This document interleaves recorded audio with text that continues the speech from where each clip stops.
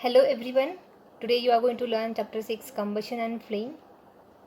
The flame word is quite familiar to all of you because you have seen the burning of candle, and the combustion word, this is new to all of you. So what is combustion? What are the combustible substances? You can learn now. But flame, this example I would like to give to you that you have seen the burning of candle and maybe you have seen the burning of coal also. So there is one difference in between both, that candle burns with the flame but coal does not. So now we will learn about the combustion. So what is the combustion? Before starting the combustion, I give some information to all of you about the combustible substances. So combustible substances means what? Here you can see the combustible substances means the substance which burns in air. The substance which burns in air and produce heat and light. So these are called as combustible substances. Example also given here: wood, coal, charcoal, kerosene, petrol, diesel, liquefied petroleum gas, compressed natural gas. So these are the examples of combustible substances. Here you can see in the picture, this one is the wood, this one is the coal, and this one is the liquefied petroleum gas, which is also called as LPG, and here the kerosene is used. So all these are nothing but these are the combustible substances. And the combustible substances means the substances which burns in air to produce heat and light are called as combustible substances.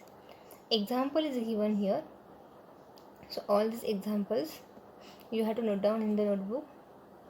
Combustion. Now what is the combustion?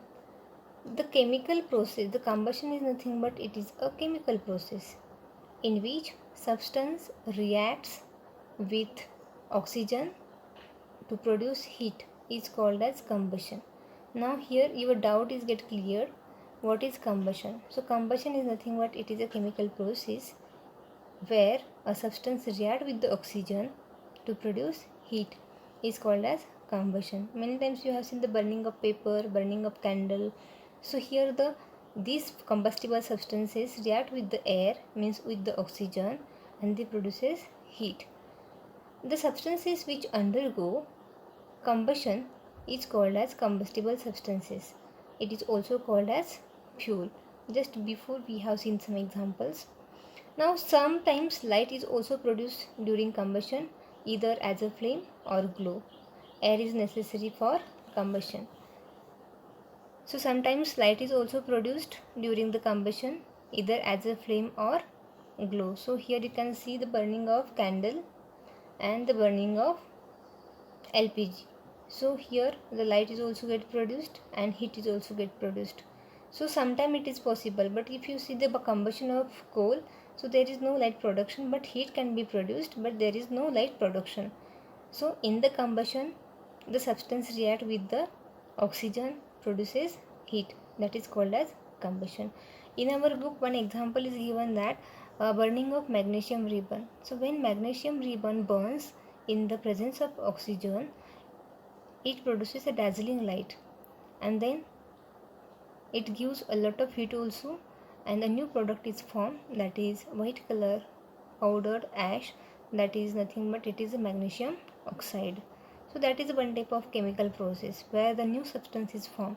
And in a previous class you have learnt about the chemical change and physical change. In the chemical change new substances get formed, but in physical change there is no production of new substance. So this is the chemical process.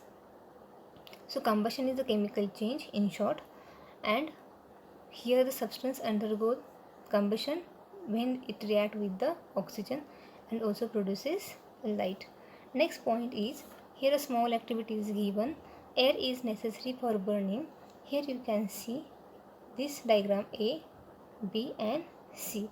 So what is given here? Fix a lighted candle on a table, put a glass chimney over the table and rest it on few wooden blocks in such a way that air can enter the chimney.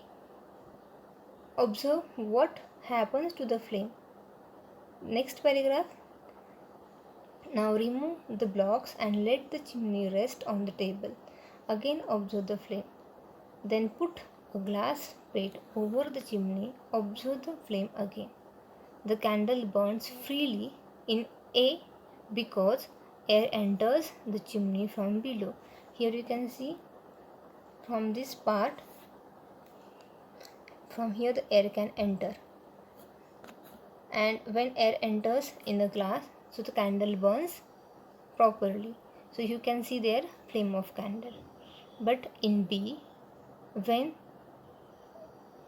the candle stops burning in B because air does not enter the chimney from below.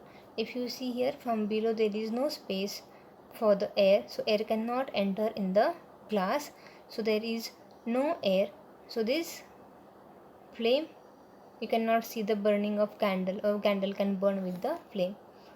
This is the, so why this happen here? Because there is no proper place for the air, so air cannot enter in the glass. But here from downside air can enter, so air can, when air enter in the glass, so this candle get the oxygen and the candle burns with the flame. This candle does not burn in C because air is not available, and this shows that air is necessary for burning. But here in the C diagram you can see there is no air, or there is no presence of air, so the candle cannot burn. So from this activity we can conclude air is necessary for the burning. So here in the first activity air is present. In the first picture you can see, in the first diagram air is present, so here air is necessary for the burning, and here air is not present, so the candle cannot burn with the flame. So air is important and air is necessary for the burning. This is the first rule of the combustion. So air is important for the combustion, otherwise combustion will not take place.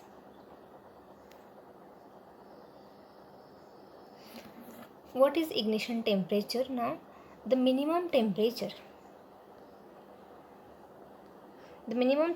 at which a substance catches fire and burns is called as ignition temperature. So here you have to understand a minimum temperature at which substance catch fire is called as ignition temperature, and a substance will not catch fire and burns if its temperature is lower than the ignition temperature. Example is given here. The ignition temperature of kerosene is less than the ignition temperature of wood. Now kerosene catches fire immediately than the wood, so ignition temperature of kerosene is less as compared to wood.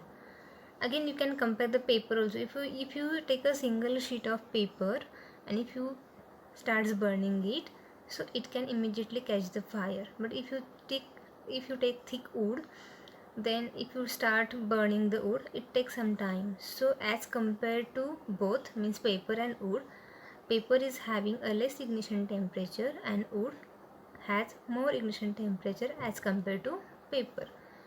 Substances which have very low ignition temperature and can easily catch fire with flame are called as inflammable substances. Example is given: petrol, alcohol, LPG and CNG. So this is the LPG, this is the petrol and petrol or diesel. Okay, here the many vehicles are there which can run on the petrol also and CNG gas. So these are inflammable substances. So why these are called as inflammable substances? Because these substances have very low ignition temperature, and because of low ignition temperature immediately they can catch the fire. So sometimes smoking is not allowed on the petrol pump, so many things are banned on the petrol pump. Even sometimes they are advising us that don't use a mobile also. So this type of inflammable substances are here: petrol, alcohol, LPG and CNG, because they have very low ignition temperature and can catch the fire easily. So what is the conditions for the combustions? What are the necessary conditions for the combustion? Number one condition is fuel. Number 2 air. Number 3 heat, means ignition temperature. The substance will not burn without one or more of these conditions. So these all the conditions are very necessary for the combustion. Number 1 fuel. So for the combustion, the combustible substance is needed, because if there is no combustible substance, combustion cannot take place. If there is no oxygen, there is no air, then also combustion will not take place. If there is no heat, means the heat is required to raise the temperature beyond the ignition temperature, and so when the temperature will get increased beyond the ignition temperature, then the heat can be produced.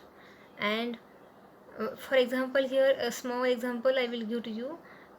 Matchsticks. When you use matchstick box, so you start rubbing matchsticks on the side of the matchbox, and after rubbing, the heat is get produced.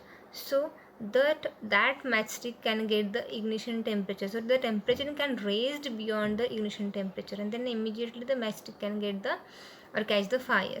So for that purpose, heat is also required, and the substance will not burn without one or more of this condition. So if this condition are available, then the substance will not burn. So these are the main conditions required for the combustion. How do we control fire? The conditions necessary for producing fire, there are fuel, air, heat. These are the 3 conditions given here, and the fire can be controlled by removing any one or more of these conditions. If from these conditions, if any condition, any one condition or any 2 conditions or all these 3 conditions are removed, then the fire will be in control. So in this way we can control the fire.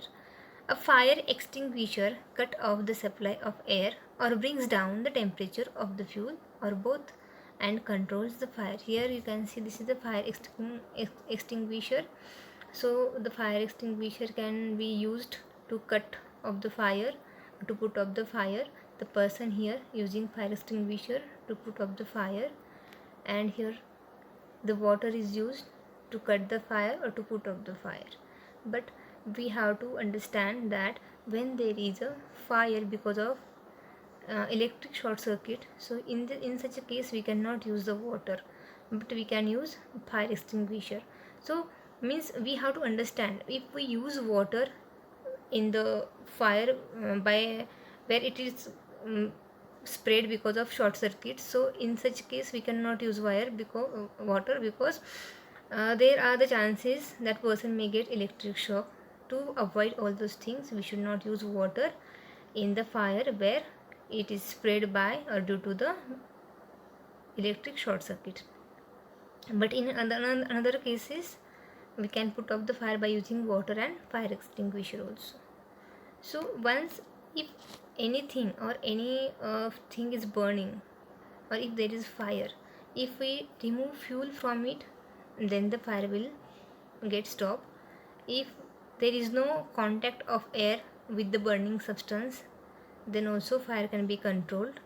And if we bring down the temperature of the burning substance, then also fire can be controlled. So here we can bring down the temperature by using water. Here we can cut the supply of oxygen by using the fire extinguisher also. There are many tricks by which the a supply of oxygen or supply of air can be cut, and we can take out some fuel or some burning substances, then also fire can be controlled. So these are some conditions, or these are some requirements to control the fire.